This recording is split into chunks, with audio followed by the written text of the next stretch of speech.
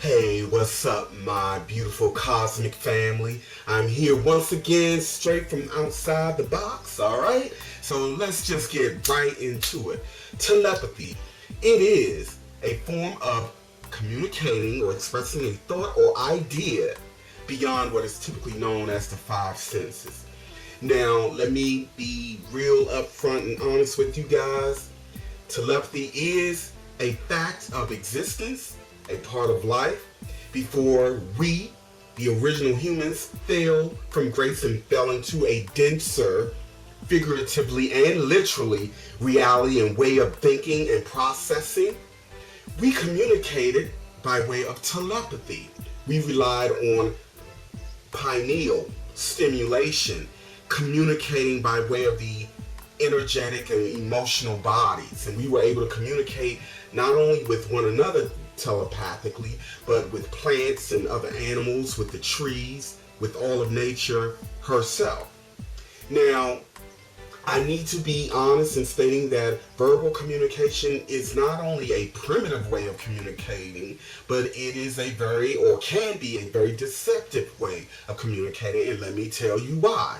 Let's say, for instance, I come up to you and I say, wow, it's a beautiful day, isn't it? And your hair looks really nice, and I say it with a smile, but inside, I'm feeling terrible, I'm not happy about myself and my life, and I really don't like you. But if I smile and I speak these words with a certain level of energy and enthusiasm, you may well buy it. Or another example would be those who work in the legal field, or those who deal a lot with contracts. You have definitions, various definitions for every word within the spoken language, and therefore we are able to find loopholes to basically make a contract null and void, or to make a point or argument seem more reasonable or truthful even when it is not.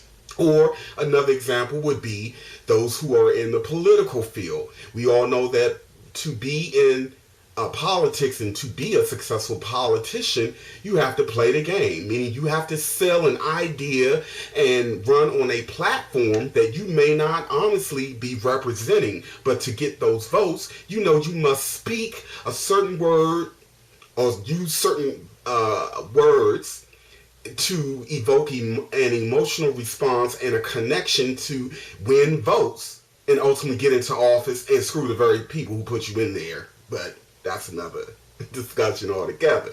But you see why why and how speaking the way and communicating the way we communicate is primitive and can be deceptive. Now, the truth of the matter is that we all communicate telepathically at some point or another, even though, some of us have a pineal gland that is totally decalcified or calcified to some degree. We still manage to have moments of telepathic communication. Let me give you an example. Have you ever thought about someone you hadn't seen or heard from in a long time, and then a couple of days or in a short amount of time, you suddenly get a phone call from them and they'll tell you, oh, you just crossed my mind? Well, that is a perfect example of telecommunication. You received the thought that this person was thinking about you, although you may not be consciously clear on why you're receiving the thought, and vice versa. Or those of us who are very connected with our children, our mothers, our loved ones, they can be somewhere else in the world and in a distressed state, and suddenly you feel, or a thought comes into mind, that this person's well-being may not be right, and you pick up the phone to call them. I can give many examples, but again, this is a fine example of how we communicate in this way by way of telepathy all the time. Now, a full-on telepathic communication would mean stimulation by way of the pineal gland and connection through our energy bodies.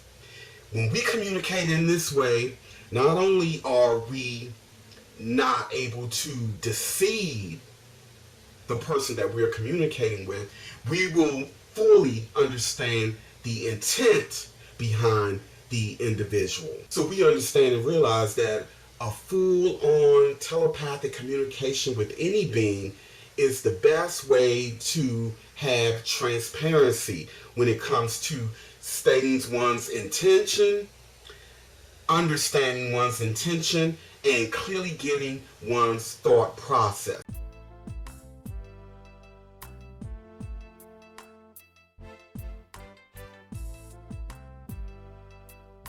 Now, when we communicate by way of telepathy, there are multiple ways in which this can happen. It can happen by way of the pineal gland, which this diagram right here gives you an example where the pineal gland is. The pineal gland is basically a filter or another vessel, and it can be a filter by way of the physical body. So in other words, our consciousness is very, very expanded in its natural state. But when we are having a human experience and perceiving through the brain or decoding through the brain, the pineal gland is a controlled, yet more expanded way of decoding and perceiving the world in and around us, but through a human lens or through a human perspective. The other way in which we communicate is by way of energy, which means we generate a thought, and then our intent comes from our heart, our chakras. And so there's a communication going on multiple levels simultaneously. Now, we can communicate symbols, images, a scene by way of telepathic communication through the pineal gland. Now, when we communicate telepathically, we can hear the person's thought translated into the language that we understand in our mind. And we can also feel the person's intent or intention through our energy centers throughout the body. So again, we're talking about decoding a person's thought and intent at the same time. However, if one or the other mode of transference of this information is blocked off or compromised in any kind of way, we won't get the full effect.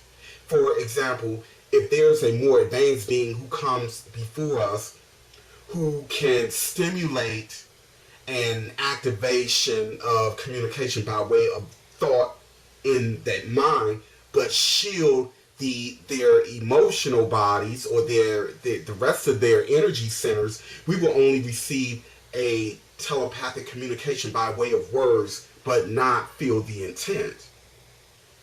Or if it were the reverse, we will get the same result. However, if we are very, very connected and open, we can still bypass those filters and those controls. If a being come before us, we will pick up that there is some deception going on and that there's an entity who is blocking off full flow of communication, and that is a sign of a being who is very deceptive.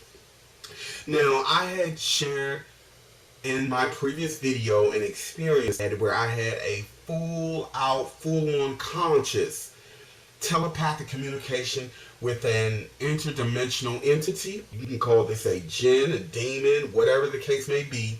These beings do exist. These beings have been casted out of being directly involved in this reality for a prolonged period. But because they are highly telepathic and very, very psychic, they can transcend those barriers. And this is how and why they can get in contact and influence the consciousness or interact with those of us who have a certain level of sensitivity. You guys, I've already stated before, I was born with what they call a veil over my face. I've always had an extra layer of sensitivity. I was decoding and seeing the world through very unconventional lenses, and I expressed that. So in that experience that I reenacted my previous video, I was able to pick up the presence of this entity right away, whereas most of us can be in the space of these beings and not pick them up at all. Meaning, if we are in a certain state, our mind goes on a certain frequency or wavelength. And depending on where we are, we can be picked up, our signals can be picked up by beings who are scanning the collective consciousness of humanity to make a connection or make contact in some kind of way. And not only do interdimensional beings do this, extraterrestrials, or what we call aliens, do the same thing. So coming back to the experience where I had this entity that came to me, I specifically stated in that video that I was very sad, lonely, and depressed, and I was in a very dark place. I made a point to cite that because this was very key in why I attracted this particular entity, or why this entity picked up on my conscious signal. It was because I was in a low vibratory state of consciousness, and this being saw my light even when I'm in a low vibratory state of consciousness, and they wanted to connect with me. And because it felt very natural to me, felt very normal to me, it didn't frighten me right away, as I explained in the video. You guys who may not be aware of what I'm talking about, please check out the previous video to this one. I had actually done this video, put up a video around the same subject matter years ago, but I took it down because people were using it to fearmonger.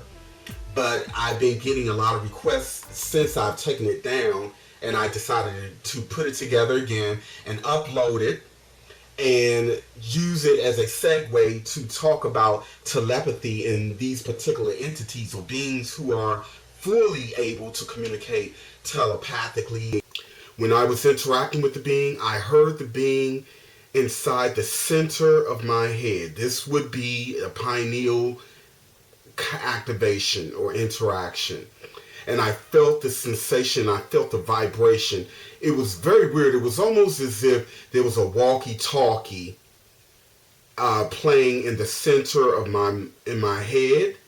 And even the vibration and the signal, like, you know, when you hold your cell phone and you hold a walkie-talkie, those of us who are sensitive to the energy and the vibration, it was a very similar effect, but I felt it coming from inside my head, generating outward. Very similar to that, but not identical. And I heard it in the center of my head. Very, very strange sensations. And as I explained in the video, I also mentioned that there was a sensation of wind moving out and around me. That was the spirit of this being that I was picking up on, and the portal or the gateway in which this person or being was generating their energy from. So I was sensing all of that, and I sensed that this being was being deceptive, although I remained calm, cool, and collected until the voice changed. So when I was in a very low vibratory state of consciousness, this being picked up on my wave, my thought, my energy, and tried to come in and generate a certain kind of response to feed off of me. This is how and why I learned that holding on to certain thought forms in a certain emotional state for a prolonged period makes us far more vulnerable to certain beings and certain entities. Holding on to what we call low vibratory energy, hatred, maliciousness, drama, gossip, negativity, and people who project a lot of violence, violent thought projection, people who project a lot of energy towards harming other people, or people such as myself. As I was in such a low, depressed state, they see this as a doorway or a way in which they can come in as well.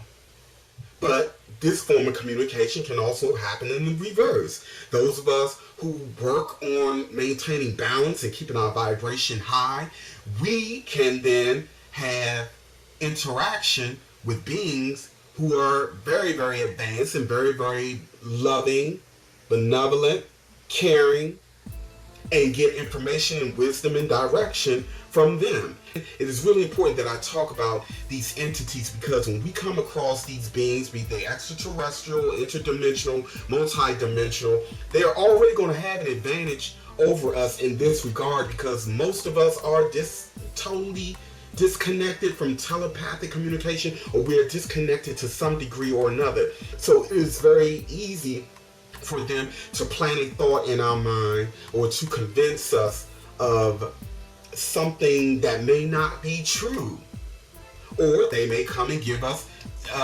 information that is true. But either way, these beings, if they are truly righteous and love and light, so to speak, or love and life, they will be totally transparent and honest, and will not get upset even if you choose not to accept what it is they want to share with us. And on that note, I'm going to bring this one to a close. Keep it growing and flowing, y'all. Thank you for your time.